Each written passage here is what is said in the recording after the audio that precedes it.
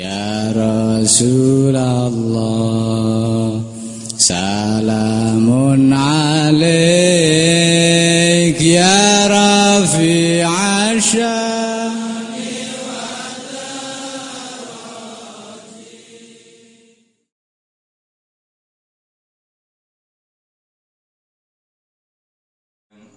wa Puas Morondono kanthi ira-iran kasmaran Bronto. Basa kaprahipun nggih menika rindu kasih sayang.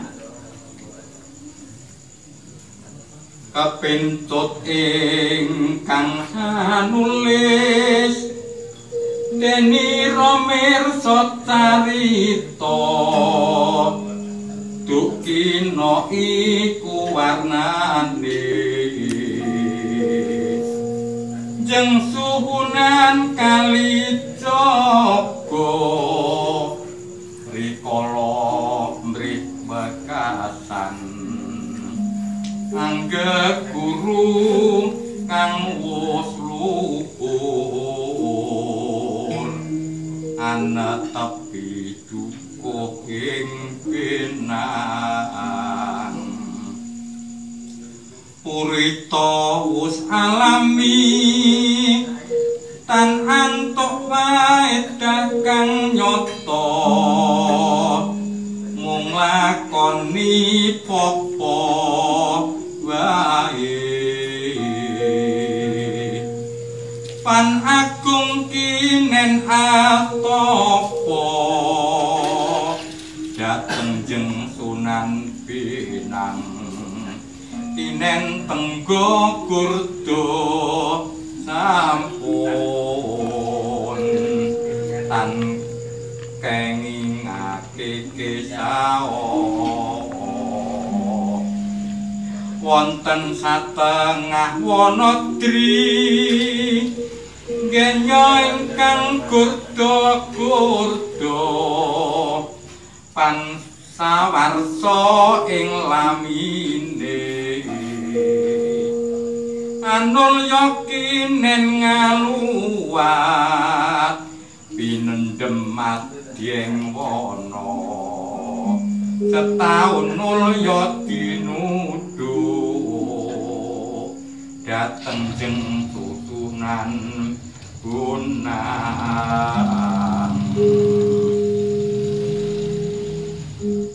anul yakinen angale pitekur ing kali Joko malih aran jeduluke sawarsa tan keneng nindra utawi yen dahara tinilar mring Mekah sampun dumateng sinuwun Pinang nyata wis jangkep sawarsi seh malaya tinilikan pinanggih pitekur wae jeng Sunan Pinang ngendika gebeng luarana jeneng wali sireku panutup panata gama den becik gama nireki agama pantata krama krama kramane yang manon yen sira pranata syarah sareh iman hidayat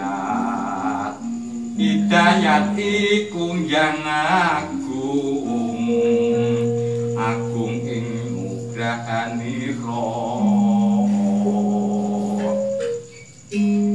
kang kanugrahaning yang widi ambawani kasugihyan panguwasane pandene digdayan kaprawiran sakabeh ing yuda tan liya nugroho luhur utamane kautaman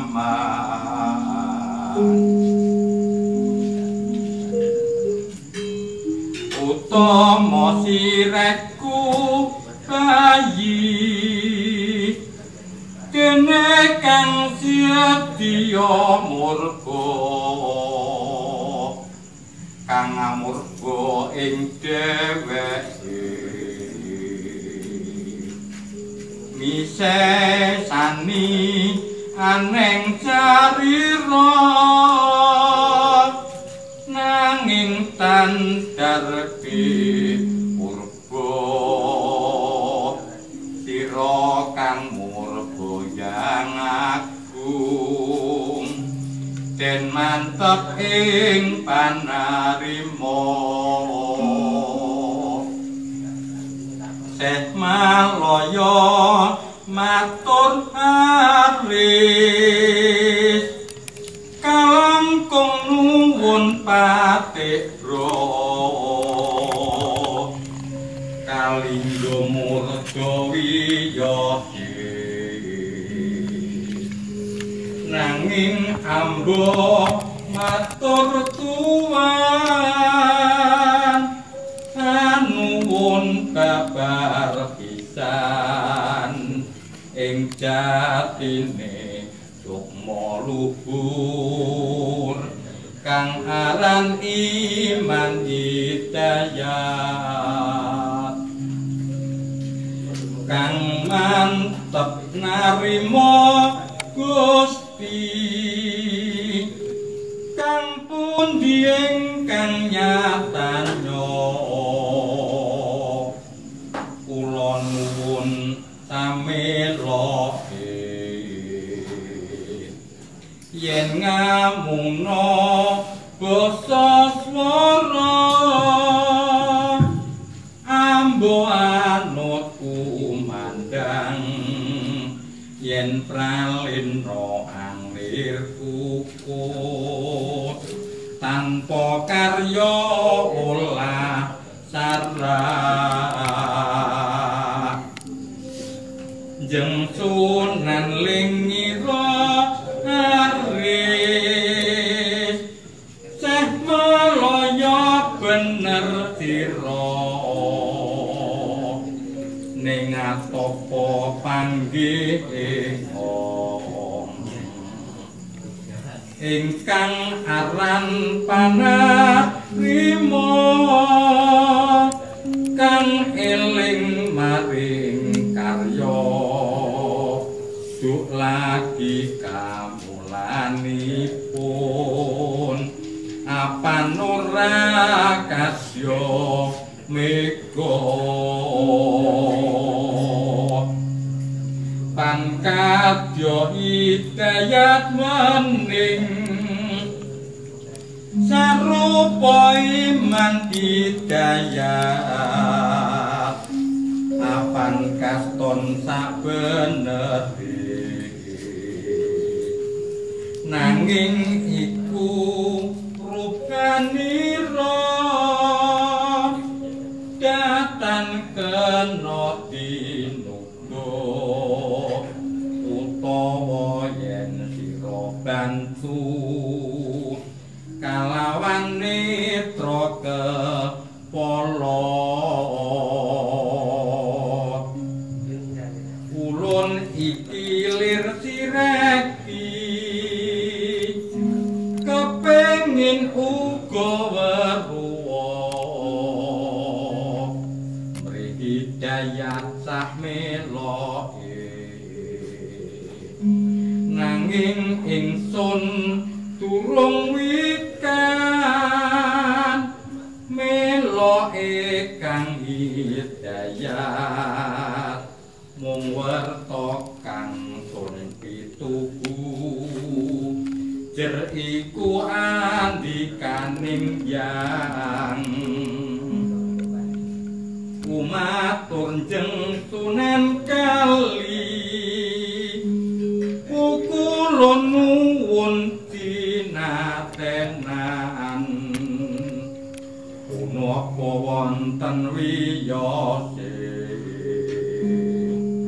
ingkang aran tanpa sifat kang sifat tanpa aran kawula nuwun pituduh angen-angen ingkang wekasan Sunan Binang ngendika ris yen sira amrih wekasan matenono ing ragane sinawuh pecah sira mumpung to maksih gesang anyepi omring wanagung aja nganti kamanungsan wis telas ndenyo pawarti jeng Sunan Bonang wis jengkar saking ing kali jagande ngalor ngitan ing lampahnya antawis tahonyotan cek maloyo atur pungput lumebeng ing wana wata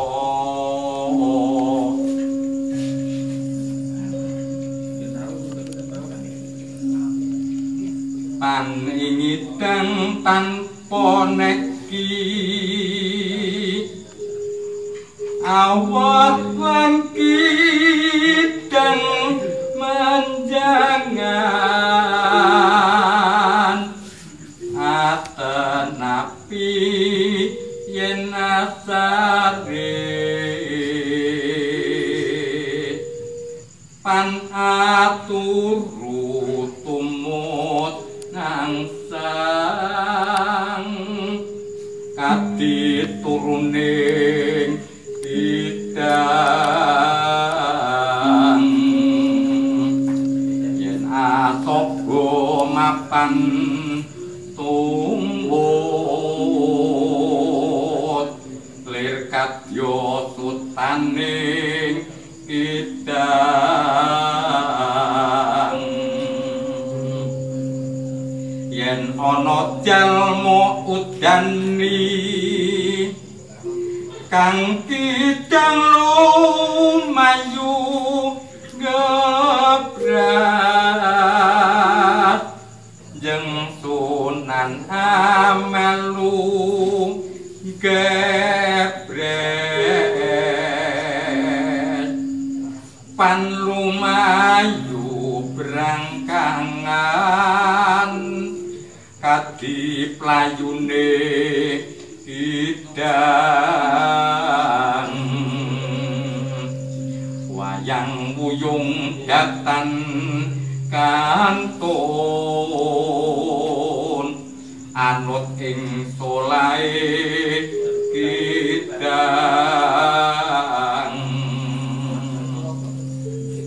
nyoto wis jangkep sawarsi Sek maloyo den nyong idang malah langkung ing janjine nyoto njeng nuwun pinang arsa salat ring Mekah sakedhep netra pansampun badane salat gris prakot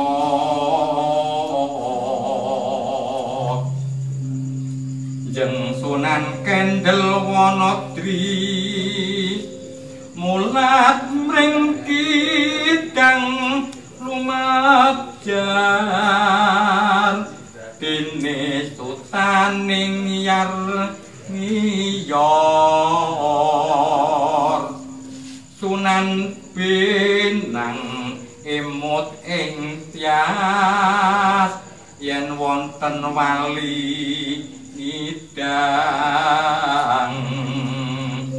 cek meloyo wastanipun agri sira pinaranan cek meloyo apan gendring layune nunjang palang datan etung jurang pereng pinujung nora kesandah dinaring landen kala yen kena kala marutut yen nunjang jaring panliwat Bramantya sang moho yekti sesumber sadroning nala wali wadat mbuh gawene medanani sira kidang muni sun nyekel barat kang luwih lembutan rutut kang agal temo agagal yen luputa pisan iki lupung aja dadi jalma tanpa mung dadi sato purda muntap sunan winang pansarwi nyipta sego kang kepel mapan sampun mundur kinarya